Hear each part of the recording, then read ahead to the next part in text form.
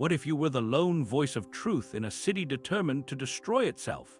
You are standing on a wall of scorched stone, looking out over a plain of dust and despair. The horizon is not empty. It is choked with the might of an empire, the endless tents and siege engines of Babylon. Inside these walls, a kingdom is eating itself alive, and you are the only one with the recipe for survival. A recipe no one wants to hear. You see, when a prophet speaks the unvarnished, brutal truth to power, well, you probably won't survive this. So before you get comfortable, take a moment to like the video and subscribe, but only if you genuinely enjoy what I do here. It truly helps this chronicle continue. When you're done, drop your city or country and the local time in the comments. It's always a quiet thrill to see where everyone is settling in from. Now, dim the lights, maybe turn on a fan for that soft background hum, and let's ease into tonight's journey together. The air in Jerusalem is thick. It's a cocktail of dust from the parched Kidron Valley, the metallic scent of fear, and the low, constant hum of an army waiting. You feel it in your bones, this oppressive weight. It's the year 588 BC, and your city, the jewel of Judah, is a cage. Outside, the war machine of Nebuchadnezzar II, the most powerful man in the world, has ground to a halt. But this isn't a reprieve. It's a method. This is siege warfare, a Babylonian specialty. They have built ramps of earth and timber, great sloping highways for their wheeled battering rams. They have constructed towers that loom over your own, allowing their archers to rain down death with impunity. But mostly, they just wait. They know the real weapons are inside the walls: hunger, thirst, and desperation. You walk through the city's narrow streets, the stones worn smooth by generations of pilgrims and priests. But there are no joyful travelers now. The faces you see are gaunt, etched with annoying anxiety. Mothers clutch their children, their eyes darting towards the granaries, whose doors have been sealed by royal decree. The public cisterns are running low, and what remains is murky and tastes of clay. The city's official Yelp reviews for the water situation would be, let's just say, less than stellar. Yet, beneath the fear, there is a stubborn, almost manic optimism. It's peddled in the open courtyards and even in the holy temple itself by other prophets. They are handsome, well-fed men with confident voices. They shout of God's unbreakable covenant, of the sanctity of Solomon's temple. They promise a miracle. The armies of Egypt are coming, they cry. Pharaoh will crush the Babylonians and set us free. This is the popular opinion. This is the hope that everyone clings to. And then there's you. You are the prophet Jeremiah. You are the thundercloud at the picnic, the bearer of cosmic bad news. You are old now. Your skin is leathered by the Judean sun, your beard streaked with gray. But it's your eyes that command attention. They don't burn with the fire of the hopeful prophets. They smolder with the embers of a truth you wish you didn't have to carry. Your message is simple, stark, and sounds like pure treason. You say that God's patience has run out, that the decades of corruption, the worship of idols, the injustice towards the poor, it has all added up. The covenant has been broken not by God but by his people. And Nebuchadnezzar, he is not the enemy. He is God's instrument, a divine hammer sent to shatter a kingdom that has lost its way. Your solution is unthinkable. Surrender, you say, your voice raspy in the tense quiet. Serve the king of Babylon and you will live. To the princes and the generals, this is defeatism of the highest order. It saps the morale of the soldiers standing on the walls. To the priests, it is blasphemy. How could God allow his own temple to be threatened? You are a traitor, a fifth columnist, a paid mouthpiece for the enemy. Historians still argue whether Jeremiah's counsel to surrender was purely a divine oracle or also a pragmatic political assessment of Judah's impossible military situation. Frankly, standing here, it feels like both. You know the Babylonian army is invincible. You also know, in the core of your soul, that this is a divine judgment. At the center of this storm sits King Zedekiah, a man drowning in his own crown. He is the third son of the great reformer Josiah, but he possesses none of his father's conviction. He's a puppet, placed on the throne by Nebuchadnezzar himself after his rebellious nephew was hauled off to Babylon in chains. Then, against all reason, Zedekiah himself rebelled, swayed by the arrogant promises of the pro-Egyptian war party at his court. Now he is trapped. He is terrified of his own generals, terrified of the Babylonians, and most of all, terrified of you. He is a man perpetually stuck at a restaurant, unable to decide what to order while the kitchen is actively on fire. He wants a word from God that will make him feel better, but the only authentic word available is yours, and it feels like swallowing gravel. An opportunity arises. A strange rumor breathes life back into the city. The Egyptian army is on the move. In response, the Babylonians do something unexpected. They temporarily lift the siege, pulling their forces away from the walls to deal with this new threat. A collective sigh of relief ripples through Jerusalem. The false prophets are vindicated. The party starts. But you know it's a feint, a temporary reprieve. You see this as your only chance to attend to some personal business in your hometown of Anathoth, a short walk away in the territory of Benjamin. You head for the Benjamin Gate, a simple man with a simple task. But you don't make it. The captain of the guard, a man named Irijah, sees you. His eyes narrow with suspicion. He recognizes you, the walking, talking embodiment of doom.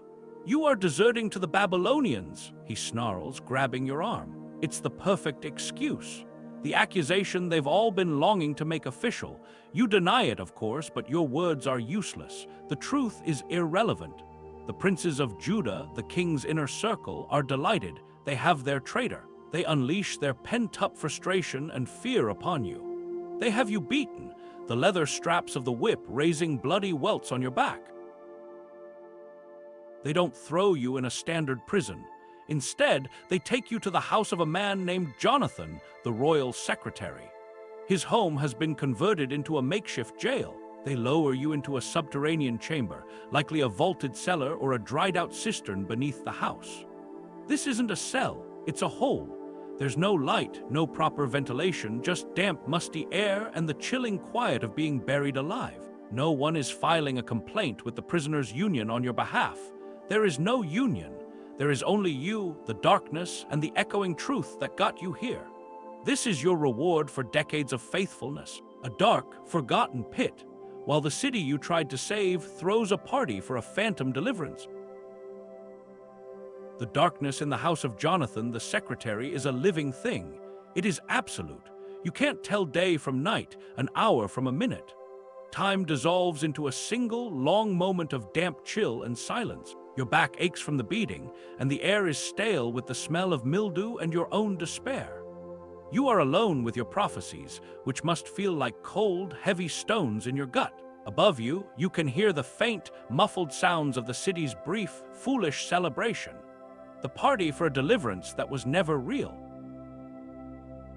Then, as you knew it would, the sound changes. The party stops. The triumphant shouts are replaced by the familiar, grinding tension of the siege. The Babylonians are back. The Egyptian army was a mirage, and now the wolf is at the door once more, hungrier than ever. Soon after, you hear the scraping of a heavy bolt. A sliver of torchlight pierces your world, and you flinch, your eyes watering. Guards are hauling you to your feet. You are being taken somewhere, not for release, but for an audience. You are brought before King Zedekiah. He doesn't receive you in the grand throne room full of pomp and courtiers. This is a clandestine meeting held in a private chamber, away from the prying eyes of his own officials. The king is pacing, his fine robes seeming to hang off a frame made of pure anxiety. He can't meet your gaze. He is a man shopping for an answer he likes, and he knows your store only carries one item. He finally stops and turns to you, his voice barely a whisper. Is there any word from the Lord? It's the question of a man hoping against hope for an easy way out, like a student who hasn't studied asking a teacher to please make the final exam about his favorite TV show. You look at this broken, frightened king, and you give him the only thing you have, the truth. Yes, there is, you say, your voice steady despite your ordeal. You will be given into the hand of the king of Babylon. The king flinches as if you'd struck him. His shoulders slump. This is not the answer he wanted, but before the guards can drag you away, you press your case. This is not the prophet speaking now, but the man. What crime have I committed against you or your officials or this people, that you have put me in prison, you ask? And please, my lord the king, do not send me back to the house of Jonathan the secretary, or I will die there. Something in your plea connects. Perhaps it is your raw honesty, or perhaps Zedekiah feels a fleeting pang of conscience. He grants your request. It's not freedom, but it's an upgrade. You are moved to the palace's own court of the guard. It is still a prison, but here there is air and a sliver of sky. And the king makes another decree. You are to receive a daily ration of food, 1 loaf of bread a day from the street of the bakers, for as long as the supply lasts. This is a critical detail. In an ancient, besieged city, controlling the food supply was everything. That street, a district dedicated to a single, vital trade, was the lifeblood of Jerusalem. Its mention is a countdown timer. When that street goes silent, the city dies. But you are Jeremiah. You don't know how to be quiet. From your new, slightly more comfortable prison, you continue to speak. You speak to the guards, to the servants, to the soldiers who pass by. And your message has not changed. It has only grown more urgent. Whoever remains in this city will die by the sword, by famine, and by plague. But whoever surrenders to the Babylonians will live. Their life will be their prize of war. The message spreads. And the officials, the same powerful men who celebrated the Egyptian ghost army, are incandescent with rage. This isn't prophecy to them, it's active sabotage.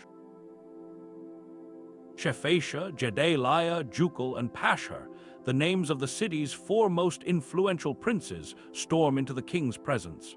This man must be put to death, they demand. He is demoralizing the few soldiers we have left and weakening the hands of all the people by saying such things. He is not seeking the good of this people, but their ruin. And from a purely military standpoint, you have to admit they have a point. You are, objectively, a public relations nightmare during a national crisis. And what does King Zedekiah, the final authority in the kingdom, do? He waves a limp hand. Look, he is in your hands, he says, his voice reeking of capitulation. The king can do nothing to oppose you. It's the kind of leadership you'd expect from a manager who, when asked if it's okay to use company funds to buy a llama, just sighs and says, "I'll leave it to your discretion." He washes his hands of you, of his duty, of the entire situation. The princes, now fully empowered, don't grant you the clean death of a sword. They have something more cruel, more silent in mind. They take you to the cistern of Malchijah, one of their own, located right there in the court of the guard. A cistern is not a well. It's a man-made cavern, often shaped like a bottle, carved into the limestone bedrock to catch and store rainwater. A truly quirky and unpleasant piece of ancient infrastructure when used as a dungeon. Over the years, any dust and debris that washed in with the rain settled at the bottom, creating a thick, deep layer of sludge. There is no water in this one, only mud. They tie ropes under your arms and lower you down. Your feet find no purchase. You sink down into the cold, foul-smelling mire. It sucks at your legs, pulling you down to your waist. The light from the opening above shrinks to a small, distant star, and then it's gone. They have left you to die of starvation and exposure, buried alive in a tomb of mud.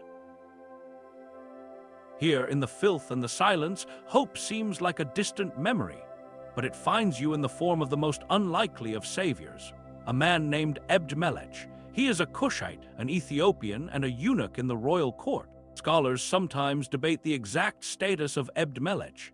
As a Cushite and a eunuch, he was a double outsider, which perhaps gave him a unique moral clarity, unburdened by the political factions of Judah. He is not part of the game. He hears what the princes have done to you, and he does not stay silent. He does what the king was too weak to do. He acts. He walks directly to the Benjamin Gate, where Zedekiah is holding his public court, trying to maintain a facade of royal authority. Ebed-Melech, the foreign servant, confronts the king of Judah in front of everyone. "My lord the king," he says, his voice clear and strong, "these men have acted wickedly in all they have done to Jeremiah the prophet. They have thrown him into a cistern, where he will starve to death." Publicly shamed by the courage of his own courtier, Zedekiah is stirred to action. He turns to Ebed-melech. "Take 30 men from here with you and lift Jeremiah the prophet out of the cistern before he dies." 30 men, a ridiculously large number to pull one old man from a hole, perhaps a sign of the king's frantic attempt to appear decisive. Ebed-melech runs to a storeroom beneath the treasury and gathers not just ropes, but a collection of old, soft rags and worn-out clothes. He lowers them down to you, calling out, "Put these rags and clothes under your armpits to pad the ropes." It is a moment of such profound and practical kindness. He isn't just saving you, he's saving you with care. The rough ropes pull you up, out of the muck and into the light. You are covered in filth, but you are alive, saved not by a king or a priest, but by the quiet courage of an outsider. It's the best 5-star mud bath you never wanted to experience. You are back in the court of the guard, a strange, protected island in a city that is actively dying. The rescue from that muddy cistern, thanks to the kindness of Ebed-melech, feels like a dream. Remember the street of the bakers, the daily loaf of bread that was your lifeline? That street is silent now. The ovens are cold. The last of the grain is gone. Starvation, once a threat, is now the grim master of Jerusalem. The famine is so severe that people are resorting to unspeakable acts just to survive another day. In this final, desperate hour, King Zedekiah summons you one last time. It is the most secretive meeting yet. He takes you to a private entrance of the temple, the very place he has defiled and which you have prophesied will be destroyed. He is a ghost haunting the scene of his own failure. "I am going to ask you something," he says, his voice trembling. "Do not hide anything from me." He makes you swear a holy oath that he won't have you killed for what you are about to say. You agree, but you have your own condition, that he also swear not to hand you back to the princes who want you dead. The bargain is struck. The king asks his question. It is the same question, really, but stripped of all hope. He just wants the truth. You give it to him one last time. If you go out and surrender to the officers of the king of Babylon, your life will be spared, your family will live, and this city will not be burned down. You plead with him. But if you do not surrender, this city will be handed over to the Babylonians, and they will burn it down, and you yourself will not escape their grasp. You beg him. "Obey the Lord, why should you die?" And here, at the absolute end, Zedekiah reveals his deepest, most pathetic fear. He isn't afraid of the Babylonians. He's afraid of his own people, the Jews who have already defected. "I am afraid," he confesses, "that if I surrender, they will hand me over to the Judeans who have gone over to the Babylonians, and they will mock me and torture me."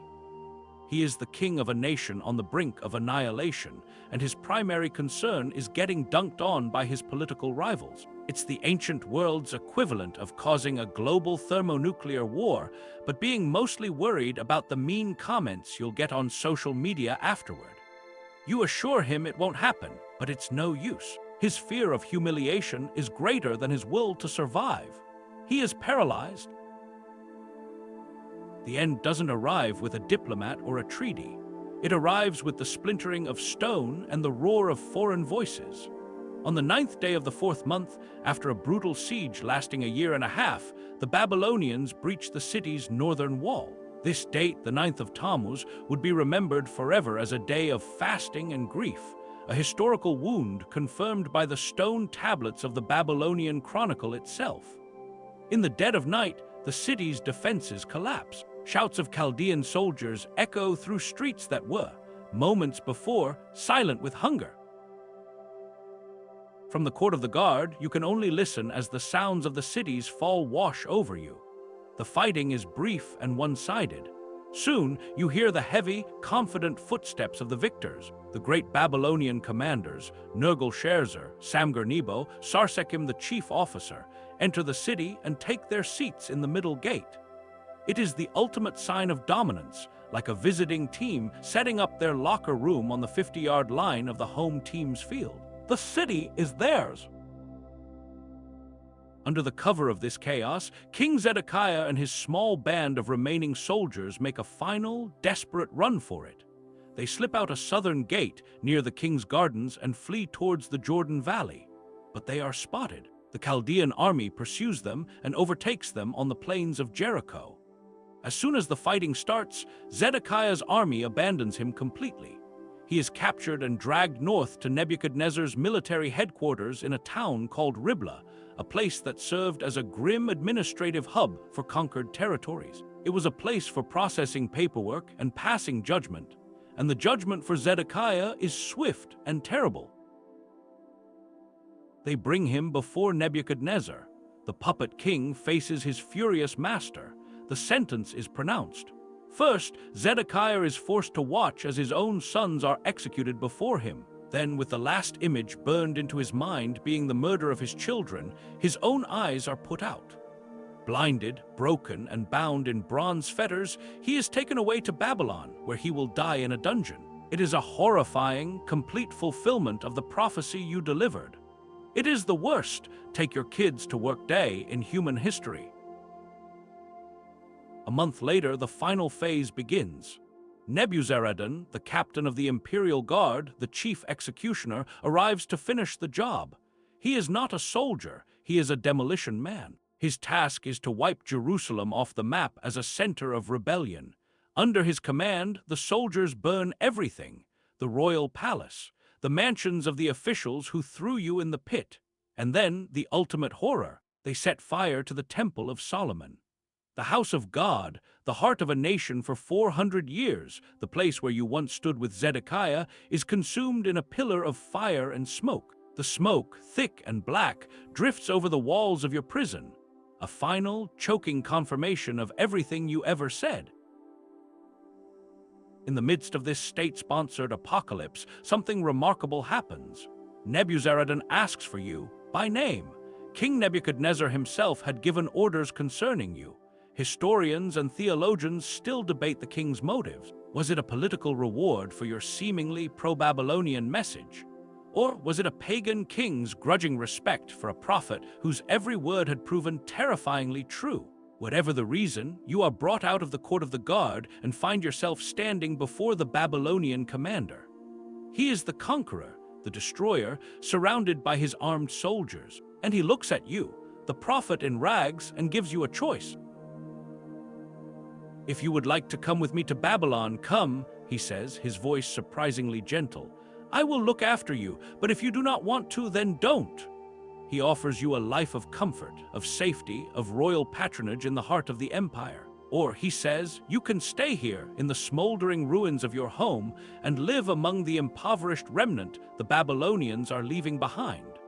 It's the strangest retirement package ever offered. The men who tried to kill you are dead or in chains. The man who offered you protection is now offering you a pension. You are vindicated, you are free, and you are standing in the graveyard of your entire world. You make your choice not with a conqueror, but with your own broken heart. You choose to stay. You watch the long, shuffling lines of your people, the craftsmen, the nobles, the healthy, being led away in chains towards Babylon, their future unknown. And you remain behind, an old man walking through the ghostly silence of a city of rubble. The air begins to clear, and the dust of destruction slowly settles upon the blackened stones. There is no triumph in being right, you realize. There is only a profound and hollow grief. The weight of the truth you carried for so long has been lifted, but in its place is the even heavier weight of its fulfillment. The fires are out. The shouting is over. All that is left is the quiet sorrow of survival. And as the last light of that terrible day fades, the story, too, comes to a close. The struggle is over. The voice that warned of the storm is now just a whisper in the ruins, a soft echo in the pages of history. The tension can finally release from your shoulders now.